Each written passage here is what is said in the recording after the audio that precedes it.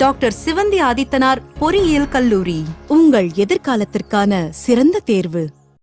முதலமைச்சர் விஜய் சூப்பர் எம்ஜிஆர் ஆகிவிட்டார் என அமைச்சர் சரத்குமார் தெரிவித்துள்ளார். புரட்சித் தலைவர் எம்ஜிஆர் அவர்கள் ஒரு மாபெரும் மனிதன். அவர் அன்னைக்கு ஆழ்ந்த விதத்தை பார்த்துதான் இவரெல்லாம் அடுத்த எம்ஜிஆர் ஆயிட முடியுமா?